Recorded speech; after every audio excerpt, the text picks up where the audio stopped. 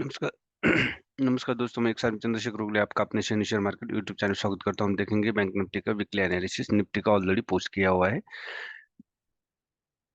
अब यहाँ पे आरएसआई अगर आप देखोगे तो डाउन ट्रेंड था, अब अप ट्रेंड जा रहा है। यहाँ भी मार्केट को अगर आप देखोगे तो हायर लोज लगा रहा है। हायर लोज का मीनिंग होता है अप ट्रेंड। हायर लोज मतलब जो प्रीवियस लो है उसको ब्रेक ना करते हुए नया लो बनाते हुए अप साइड जाना।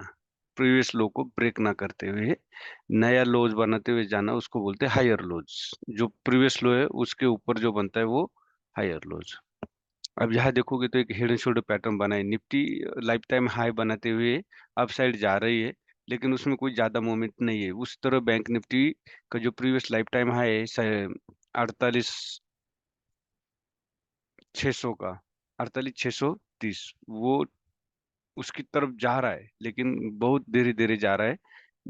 बैंक निफ्टी वो अगर ब्रेक करता है तो शायद कोई मूवमेंट आ जाए। अब यहाँ देखोगे पीछे तो किस तरह से ये जो मूवमेंट बैंक निफ्टी ने दी थी, उसके बाद जो कंसोलिडेशन यहाँ 22 जून मतलब 2022 के बाद जो मूवमेंट आई थी दिसंबर 22 तक, उसके बाद जो मूवमेंट चल रही है वो काफी स्लो चल रही है। बैंक निफ्टी में बहुत ज्यादा कंसोलिडेशन में चल रहा है। अब जो 2022 थे इसमें जो मूवमेंट हमें मिली थी, चाहे स्टॉक हो इंडेक्स हो, उस तरह की मूवमेंट मिलना अब मुश्किल है, क्योंकि बहुत जल्द मार्केट ने रिकवर किया है कोविड-19 के बाद।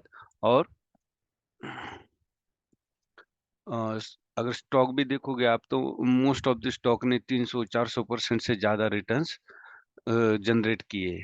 तो थोड़ा सा यहाँ अगर ट्रेड करते हो, आप ऑप्शन में ट्रेड करते हो तो बहुत स्कैल्पिंग की तरह कीजिए। अब यहाँ देखोगे वनडे में जो ये इनसाइड कैंडल बनी है, यहाँ पे अगर आप देखोगे तो एक इनसाइड कैंडल बनी है। इनसाइड कैंडल तो मैं इसलिए लाइक करता हूँ कि अगर वो प्रीवियस कैंडल जो है, ये ग्रीन कैंडल मारो बाजू, इसका हाई अगर ब्रेक करता है तो आप अपसाइड ट्रेड कर सकते हो और आपको अच्छा मूवमेंट मिलने की उम्मीद होती है। यहाँ अगर आप देखोगे तो ब्रेकआउट अच्छे कैंडल ने दिया है विद उसकी प्रीवियस कैंडल में वॉल्यूम ने एंट्री किया, लेकिन प्राइस कैंडल छोटी थी। लेकिन उसके बाद की वॉल्यूम कैंडल कम थी, लेकिन प्राइस कैंडल देखो कितनी बढ़िया कैंडल ने ब्रेकआउट दिया और अपसाइड क्लोजिंग भी दी। तो मेरा मानना है कि अभी 47,200 के आसपास मार्केट आता है तो आप यहाँ बाय साइड बैठेंगे। अदरवाइज थोड़ा सा कंसल्टेशन का इंतजार करने के बाद एक स्कैल्प करोगे। अब आप बोलोगे कि 47,200 के पास आने की उम्मीद क्यों करते हो? जब तक 47,200 के पास नहीं आएगा तब तक आप ये नहीं कह सकते कि ये करेक्ट ब्रेकआउट है।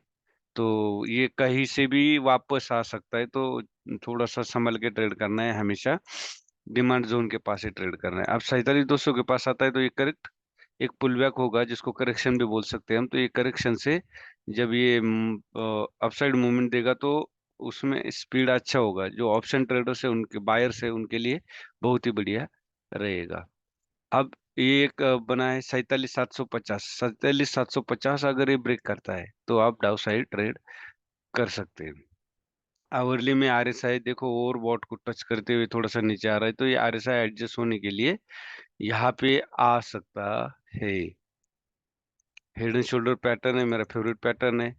तो मैं ज्यादातर प्रोबेबिलिटी अब इसको अप साइड ही देखूंगा। मार्केट भले ही हाई ब्रेक करने के बाद सस्टेन नहीं हो पा रहा है निफ्टी में, लेकिन बैंक निफ्टी में तो ब्रेक भी नहीं कर पा रहा है।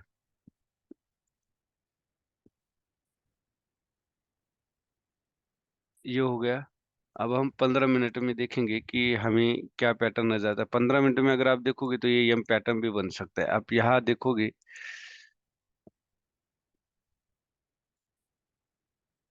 ये इस तरह से अगर हम जाते हैं, ये अभी इसको क्या बोलते हैं हम, लोअर हाई। ये लोअर हाई बना है तो यहाँ से मार्केट अगर इसको अप करता है तो अपसाइड जाने के चांसेस है। लेकिन क्योंकि यहाँ लोअर हाई बनने का बनना नहीं चाहिए था। अगर मार्केट को अपसाइड जाना है तो यहाँ से अप साइड जाने के बाद यहाँ आना था और फिर अप साइड जाना था, लेकिन वो यहाँ पे इसको ब्रेक ही नहीं कर पा रहा है और यहाँ से कंसोलिडेशन दे रहा है। अगर ये डाउन साइड ब्रेक करता है तो आप यहाँ सेल साइड बैठ सकते हैं, क्योंकि as per strategy, as per theory, market या आएगा तभी एक अच्छी मूवमेंट देगा। तो आप याद रखें कि ये एम पैटर्न भी बन सकता है।